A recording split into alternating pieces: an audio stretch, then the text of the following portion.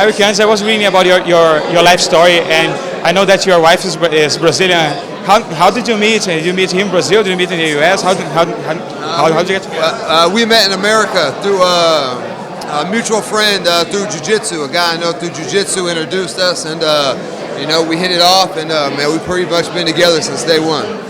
Since when you were together? About 3 years now. Yeah. I was looking at your social media and her social media, and I saw that she's actually more popular than you online. She's very easy on the eyes, and she's a very hard worker, and I think people just respect everything that she does.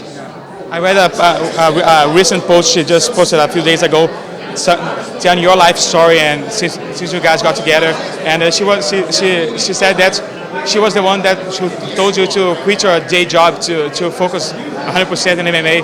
How was this decision process to quit a job that he's paying money every day for you to go after a dream in MMA? It was a risk, but who hasn't gotten anywhere in life without taking a few risks? Sometimes you got to roll the dice. But she didn't just say, "Hey, quit your job." She saw how hard I work. That I get up at 4 in the morning, train, work all day, and then go straight to the gym from work. And she saw the potential that I had. And she saw how hard I worked and how much I wanted it. So. She's kind of the one who put the foot on my back and pushed me off the cliff. So,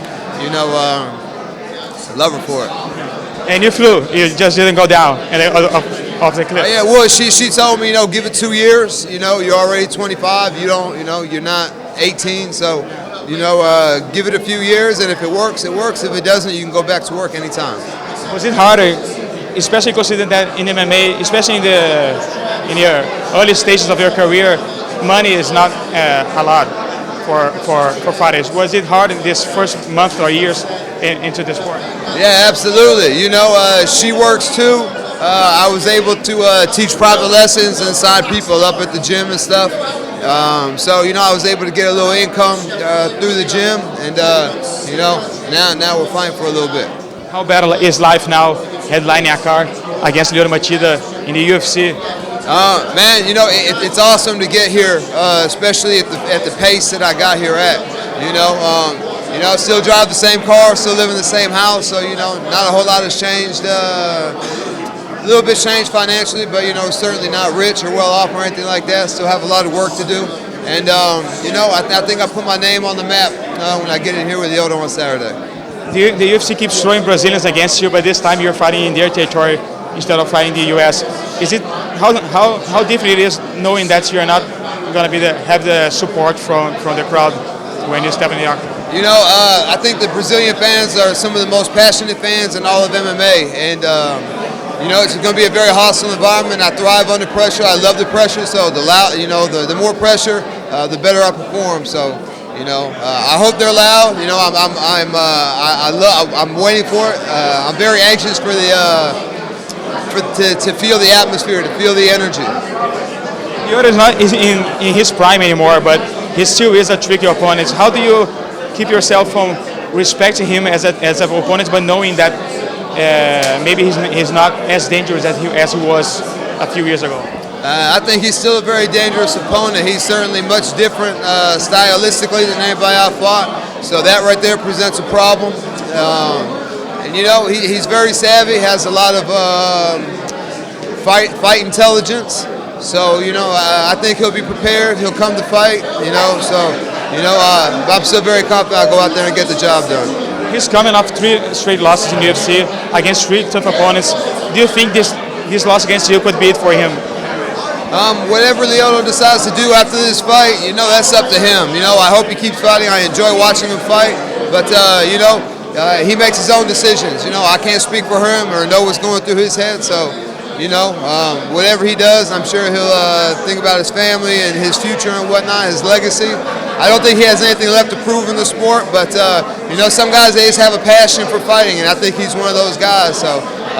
If he continues to fight, cool. If he continues to retire, I'm sure he'll be in the Hall of Fame, and he'll retire a legend. How do you see yourself beating him, Sam? I think I can get the win anyway. I think I can get it done on the feet. I can get it done on the ground. And if it goes to a decision, I think I win that too. I saw you training with Stephen Thompson. How did he help you prepare for Lyoto's style? It's not exactly the same karate style, but it's similar, so it kind of helps you in it. Yeah, they're similar, yet different, but still seeing like the in and out and the lateral movement and, being exposed to that style, I think helped me drastically that I could see it from a person of that caliber. Like Wonder Boy. So I think that work was very invaluable and is definitely going to help me a lot in this fight. You're again a fast track in the UFC, only your third fight, you're already headlining a card. With a win Saturday, what's next for you? You think already taking a top 5 next? Because since you're in a fast track, you're going to move a lot further in the division. Yeah, hopefully I'll be ranked after this. Hopefully I'll be in that top 15. And, I can't predict the future, so I don't know who I'm going to fight next or where I'm going to fight or when, but hopefully it'll be soon. And hopefully another Brazilian. No, I want to fight in Brazil. I love this place, man. The fans are awesome. They're very passionate, and I think that they understand that it's just a competition. So, as I walk through the streets, people, they want to take pictures, they want to shake my hands, they want to meet, they want to talk. They've been very polite, very cordial, very supportive. It's just been an awesome experience being here. So I want to fight in Brazil as much and as often as possible. So, I think that they understand that it's just a competition. He's out there trying to do exactly what I'm trying to do to him. So, I think during the fight, they'll be loud, they'll be cheering for Machida. But after the fight, I think everything will be cool again. But if you keep beating Brazilians, you're going to have problems at home.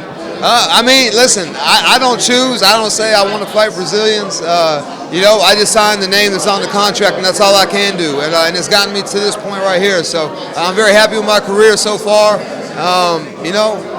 If they give me another Brazilian, that's not on me. You got to talk to the UFC about that.